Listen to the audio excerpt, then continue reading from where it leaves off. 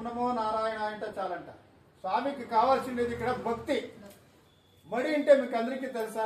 మడి అంటే ఏమి? స్నానం చేస్తాము, మంచి బట్టలు వేసుకుంటాము, మడి బట్టలు వేసుకుంటాము, అంతా ఏదైనా క్రీమ్ అంతా వేసుకుంటాము, మేకప్ ఆమె లైట్గా ఒక సెంట్ కొట్టుకుంటాము. ఇది మడి కాదు. ఇక్కడ ఒక గుడి ఉంది, దీని లోపల ఒక గుడి ఉంది, అది మడి ఉండాలి అన్న. ఆ గుడి మడి ఉన్నప్పుడు పరమాత్మను కాల్చింటిది శ్రద్ధ భక్తి. ఈ కలియుగంలో చాలా ఫాస్ట్ ఏం తెలిసినా మీకు ఎవరికైనా తెలిసినా ఒకరు చెప్పండి. చాలా ఫాస్ట్ ఏమి?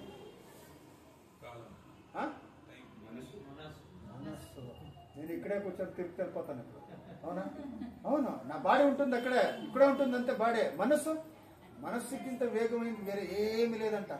దాని నుంచి నా కాయ వాచ మనస, ఇప్పుడు నేను ఇక్కడ కూర్చోన్నాను, ఇక్కడే ఉండాలి, మనసు కూడా ఇక్కడే ఉండాలి. అప్పుడు పరమాత్మకి అది సరుతుంది, పూర్ణ ఫలిస్తుంది. అలాగా వాడు ఏం చేసా, వాడు కూడా కట్ల వచ్చి బ్రాహ్మణ్ పిలిచేసా, పూజ చేసాక అప్పటి నుంచి మండీలంతా పెట్టుకొని చాలా బాగా అయిపోయా. సరే, అప్పటికే 2వ అధ్యాయము సమాప్తమవుతున్నది. ఒకటో జయ సత్యనారాయణ జయ సత్య భామేశ జయ సత్య గణపతి జయతు జయతు బోలో శ్రీ సత్యనారాయణ మహారాజ్ కి జై.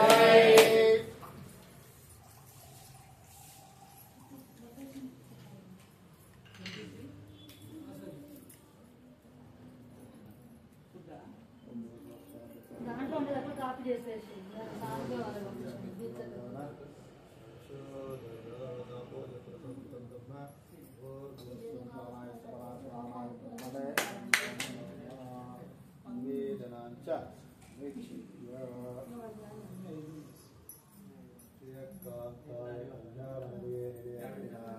శ్రీమన్నారాయణ శరణో శరణం ప్రపద్యే శ్రీమతే నారాయణాయ నమః. నారాయణాయ వాసుదేవాయ ధీమహి తన్నో సత్యనారాయణ ప్రచోదయాత్. సత్యనారాయణ స్వామి నమో మహేంద్రరమణ గోవిందో గోవిందో కుండల వరద గోవిందో నవగ్రహ పాదాల గోవిందో. 3వ అధ్యాయంలో ఏమైంది, ఒక మహారాజు ఉల్కముఖ మహారాజు ఏం చేశా, నదీ తీరములో నాకు వాళ్ళకి ఇంకా వాళ్ళు కూడా బిడ్డలైండేదో, వాళ్ళు విశేషంగా నాకు ఒక మగబిడ్డే కావాలని చెప్పేసి వాళ్ళు ఏం చేస్తా ఉన్నారంట, గంగా నదీ తీరంలో వ్రతం చేస్తా ఉన్నారు. అక్కడ ఒక వ్యాపారి ఒక తీరం నుంచి ఇంకొక తీరంకి పోవాలంటే బోట్లో ప్రయాణం చేయాలా.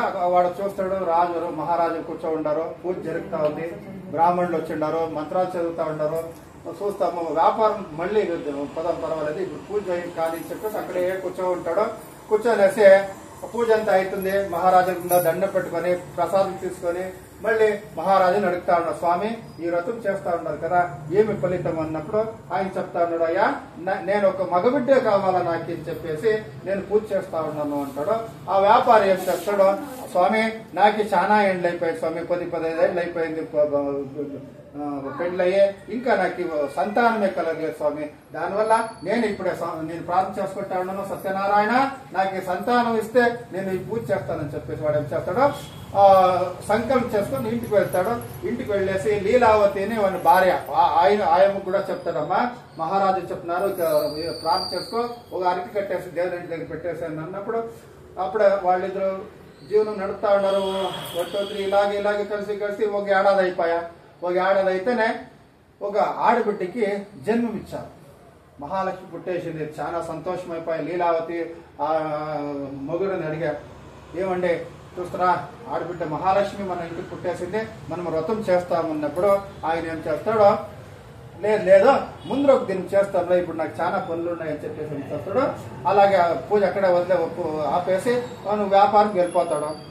18 ఏళ్ళు గడిచాయి, ఆడబిడ్డ పెద్ద మనిషి అయిపోయా, విద్యావంతి అయిపోయా. ఆ బిడ్డకి పెళ్లి చేయాలని చెప్పేసి పెళ్లి కూడా చేశారు. పెళ్లి టైంలో అయినా ఒక వ్రతం చేయండి. అప్పుడు కూడా అడుగుతా ఉంది లీలావతి, ఏమండి ఇప్పుడైనా పూజ చేస్తామండి అన్నప్పుడు, లేదమ్మా ఇప్పుడు టైం లేదు, నాకు రోజు పని చాలా ఉండదు, తర్వాత చేస్తామని చెప్పేసి అప్పుడు కూడా వ్రతం ఆపేసి వ్యాపారం వెళ్ళిపోతాడు. అల్లుడు మామ ఇద్దరు కూడా పక్క రాజ్యంలో పోయేసి వ్యాపారం చేసేసి సాయంత్రం అవుతుంది. ఇప్పుడు ఏమి ఎంత మనకి లాభం వచ్చింది నష్టం వచ్చింది మాట్లాడుకుని ఎంత డబ్బులు లెక్కేసుకుని కూర్చో ఉంటారు. ఆ రాజ పక్క రాజ్యంలో ఏమైంది, రాజా ఆస్థానంలో ఉగ్రాణంలో నగ నాణ్యాలు అన్ని కూడా ఇద్దరు దొంగలు ఏం చేస్తారు, అంతా దొంగతనం చేసుకుని రెండు మూట్లు కట్టుకుని పారిపోతా ఉంటారు. వాళ్ళని కొట్టేదానికి రాజభటులు వస్తా ఉంటారు. సరే అక్కడేమైంది, భగవంతుని శాపము. ఆ దొంగలు వచ్చేసి ఏం చేస్తారు, ఈ పక్కొకటి వాళ్ళ అల్లుడు మామ కూర్చో ఉంటారు కదా, వాళ్ళ పక్కల మూట్లు పెట్టేసి వాళ్ళు అదృశ్యం అయిపోయింది, ఎవరు కనపడలేదు. సరే వాళ్ళు దొంగలు పుడుకొని వచ్చారు కదా, రాజభట్టు వీళ్ళు చూసి రాజద్రవ్యం తెలిసిపోతుంది, మా బ్యాగులు తెలిసిపోతాయి కదా, అది చూసేసి ఏం చేసి వీళ్లే దొంగలు పొట్టేసిండాం అని చెప్పేసి వాడిని ఈడ్చుకపోయి రాజు ముందు నిలబెట్టే, స్వామి రెడ్ హ్యాండ్ గా ఇద్దరు దొంగలు పొట్టేసిండాం మేము అని చెప్తారు. వాళ్ళు మాట్లాడుతూ ఉన్నారు, అల్లుడు మావగారు మాట్లాడుతూ ఉన్నారు, మేము దొంగలు కాదయ్యా మహారాజు, మీకు వీడికి ఎంత చెప్పినా ఇర్లేదు, ఈడ్చుకొని నిలబెట్టిండారు, మేము ఎందుకు దొంగతనం చేస్తున్నాము, మేము వ్యాపారం చేసేకి వచ్చిండేది అంటారో. వాళ్ళు గ్రహచారం కాలం ఏమంటే వాళ్ళు మాట్లాడే ఎవరికి వినపడదంట.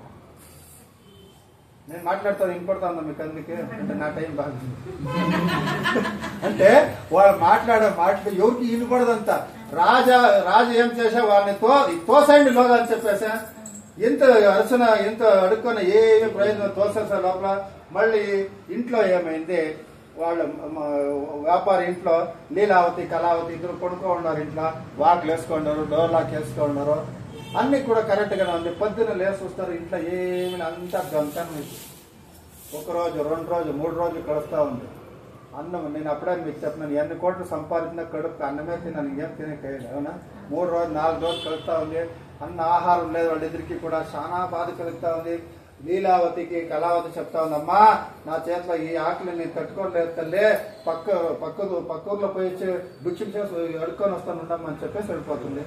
ఇక్కడ వచ్చింది ఊరికి వచ్చా, సాయంత్రం పూజ జరుగుతా ఉంది, గోధూళి లగ్న కాలం ఉంటారు సాయంత్రం పూజకి. ఆ టైంలో పూజ జరుగుతా ఉంది.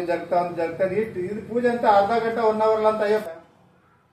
సాయంత్రం పూజ జరుగుతా ఉంది, గోధూళి లగ్న కాలం ఉంటారు సాయంత్రం పూజకి. ఆ టైంలో పూజ జరుగుతా ఉంది. ఇది పూజ అంతా అర్ధ గంట 1 అవర్ అంతా అయ్యే పూజ కాదు, సత్యనారాయణ వ్రతం. అది మినిమం 2 అవర్ 3 అవర్ కానే కావాలి మనకి. అయినా సద్య ఈ పద్ధతి హోమం లేదు, ఇక్కడ దిగజారుతా ఉంది నాకు ఇక్కడ అయితా ఉండే. దాంట్లో వేరే ఎట్లా హోమం ఉండింటే అంతే. అయితే పూజ జరుగుతా ఉంది, ఆమె వచ్చి కూర్చో ఉండే, అంత పూజలంతా జరిగా. అక్కడ ప్రసాదం ఇచ్చి భోజనం కూడా పెట్టరు. సరే వెళదామని వెళ్ళకపోయా, ఏం విడలేదు రామ్మ ఇంచెప్పుడు ఎలా వెళ్తావు తల్లి పక్కూర్లో. ఆ కాలంలో అంతా బైక్ లో అంతా ఏముంటే బండ్లు మాత్రమే ఉండింది.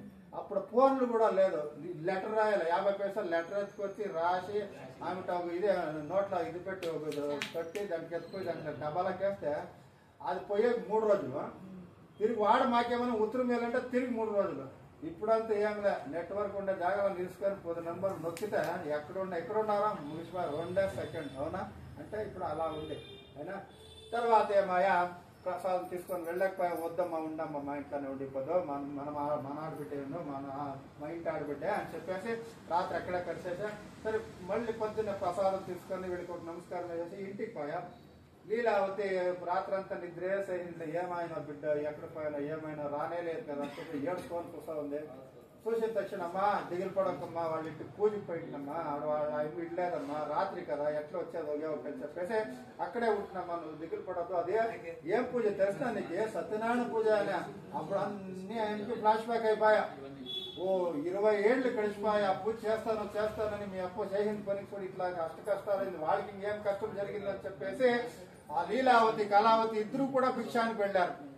భిక్షం ఏం దొరుకుతుందో దాంట్లో తెచ్చేసి సత్యనారాయణ వ్రతం చేశారు. ఆ వ్రతంలో సంతుష్టమైన సత్యనారాయణ స్వామి వారు మహారాజు కళలో కనపడారు. ఏ మహారాజు వాళ్ళు విడుదల చేసేయప్ప, నా శాపానికి గురి ఆవిడ కష్టం ఇచ్చిండాను అన్నప్పుడు వాళ్ళు విడుదల చేసేసి చూడప్ప ఇంక ముందైనా మీరు పూజ చేసుకోండి అని చెప్పేసి మహారాజు వాడిని పంపించడానికి 3వ అధ్యాయం సమాప్తమైంది. జయ సత్యనారాయణ జయ సత్యభామేశ జయ సత్య గణపతి జయతు జయతు బోలో శ్రీ సత్యనారాయణ మహారాజ్ కి జయ. ఓం భూర్భువస్వః తత్సవితుర్వరేణ్యం భర్గో దేవస్య ధీమహి ధియో యో నః ప్రచోదయాత్. ఓమాపో జ్యోతిరస అమృతం బ్రహ్మ భూర్భువస్వరం సప్తంతృతంతేన పరిసించయామి కామలేన స్మరామి ప్రాణాయ సమానాయ బ్రహ్మణే జన్నామ నమ కదలీఫలం నైవేద్యం సమర్పయామి యథమంగళకర నీరాజనే వినియోగః. ఓం నారాయణాయ విద్మహే వాసుదేవాయ ధీమహి తన్నో విష్ణు ప్రచోదయాత్. విష్ణువే పరమాత్మనే నమో నమః. మంగళకర నీరాజనాంచ సందర్శయామి. జైరమణ గోవిందో సత్యనారాయణ వరద గోవిందో ఆదినారాయణ వరద గోవిందో గోవింద. తర్వాత అల్లుడు మామ మాట్లాడుకోండి ఏమప్ప గ్రాచారము నన్ను చూస్తే అనుకోని కూడా ఏం మాటలే పట్టించుకోలేదు, అలా తోసని చెప్తున్నాడు, ఇప్పుడు కూడా విడుదల చేస్తున్నాడు అని చెప్పేసి మాట్లాడుకొని పోదాపై వెళ్ళేస్తామని పోతా ఉంటారు. పరమాత్ముడు మనకు కూడా పరీక్ష పెడతాడు. అవునా? 1 year పూర్తి స్కూల్కి వెళ్తారు పిల్లలు. అవునా? ఎగ్జామ్ దగ్గరికి వచ్చింది అంటే వాళ్ళ మమ్మీకి వాళ్ళ డాడీకి ఆ బిడ్డకు కూడా టెన్షన్. రేపు ఇంకా ఎగ్జామ్ ఏం చేస్తుందో బిడ్డ, ఈ బిడ్డ నేనేం రాస్తున్నా ఈ బిడ్డ. అయినా 5 గంటలకి లేచి చదువుకునేది, 2 గంటలకు లేచి చదువుకోలేదు. ఏడాది పూర్తి ఏం చేస్తా ఉంటారు? దీని ముందు 2 గంటలకు నువ్వు లేస్తే ఏడాది పూర్తి పోయింది కానీ స్కూల్కి. మరి ఏడాది పూర్తి ఏం చేస్తావు నువ్వు? కరెంట్ పోతే వాళ్ళు కేజీ తిట్టుకోలేదు బిడ్డ. నా కొడుకు చదువుతా ఉన్నాను, కరెంట్ తీసేసిండాడు. అవునా? ఏడాది పూర్తి ఏం చేస్తా ఉంటావు నువ్వు? ఏడాది పూర్తి చదువులేదా? అలాగా వాళ్ళు పోతా ఉన్నారు. పరమాత్మ మళ్ళీ వీళ్ళని పరీక్ష చేస్తాము, వీళ్ళు పూజ చేసే మనిషి ఏమైనా ఉందా లేదా, వీళ్ళ అహంకారం ఏమైనా ఇంకా ఉందా అని చెప్పేసి ఒక ముసలాయన వేషం ధరించుకొని స్వామి వచ్చినారు. అయ్యా చాలా దూరం నడుస్తా అవుతా ఉండదు, నన్ను కొంచెం అంత దూరం డ్రాప్ చేయండి, తర్వాత ఆకలి అవుతా ఉంది, ఏమో నింపుకోపోతా ఉన్నారు మొత్తము, నాకు అన్నం ఇవ్వండి అయ్యా అని అడిగాను. అది తప్ప ఇవ్వచ్చుగా. ఆ వ్యాపారి ఏం చేస్తున్నాడు, స్వామి పెద్దయినా జాగా లేదు ఇక్కడ, తర్వాత ఇంకేమైందంటే ఏం తినకి ఏం లేదు ఇక్కడ, అది పక్కన రాజ్యంలో వ్యాపారం పెట్టి అక్కడ చాలా నష్టమైపోయాను, నాకు గేర్లు ఉన్నాయి ఇంట్లో, దానికి కొసు అది ఇది వేసుకోపోతావు. యద్భావం తద్భవతి తథాస్తు. అవునా? కొందరికి నాలుగులో మచ్చి ఉంటది, వాళ్ళు ఏమన్నా అనరో ఫిక్స్ అయినా. అలాగా పరమాత్మను ఏమన్నా అవునప్ప ఏం లేదో ఇక అంత కొసవతానే ఇడప్ప సరే బండి నిలబెట్టి వాళ్ళు నిత్య కర్మాలను ముగించుకొని మళ్ళీ బోట్ ఎక్కుతారో, గాలి వస్తా ఉంటే గాలి తెలిసిపోతుంది కదా. ఏమో డౌట్ వచ్చా మహారాజు ఇది వ్యాపారికి, ఏమప్ప ఏమో అయింది అని చెప్పేసి తీసుకొస్తాడు. వాడు ఏం చెప్పిండాడు అది ఇస్తే దాంట్లో ఏమి ఉండదు. మీ దగ్గర కూడా భిక్షానికి ఎవరైనా వస్తారు, అందరూ చూసుకొని ఇవ్వాలి భిక్షము, ఎవరికంటే వాళ్ళకంతా ఇప్పుడు ఆయన ఒక కాలు లేదా కళ్ళు లేవు అట్లా వాళ్ళు చూస్తారు, అంతా బాగుంటుంది భిక్షం పెడతాం ఏం ఇవ్వాలి వాళ్ళకి. అవునా? అలాగా మనము చూసుకొని దాన ధర్మాలు చేయాలా. దానాల్లో శ్రేష్టమైన దానం ఏదన్నా ఏం చేస్తున్నాం మీకే? అన్నదానం. ఇంకొక దానం ఉంది సమాధానం. అన్నదానంలో వచ్చేసి ఉండే ఫలితము వేరే దాంట్లో ఏం లేదు. మీకు ఒక మనిషిని పిలండి, ఇంటికి పిలండి, కడుపు ఇంకా భోజనం వేయండి, ఏమంటాడు చాలా. వేరే ఏమైనా వేయండి, మీ ఇంటి దేవుడు ఇట్లా లేదా ఇట్లుండేది దాని నుంచి కడుపు ఇంకా అన్నం పెట్టిస్తే చాలు తృప్తోస్మి అంటాడు. కానీ దాని నుంచి అన్నదానమే శ్రేష్టం. దాని నుంచి ఏం చేసా అబద్ధం చెప్పినాడు, చూస్తాడు అన్ని ఏం చెప్పినా అదే అయిపోయింది. సరే మూర్ఛ అంటే తెలుసు కదా, పడిపోయింటాడు. ఏమయ్యా అల్లుడు చూస్తాడు, నీళ్ళు ఎత్తుకొని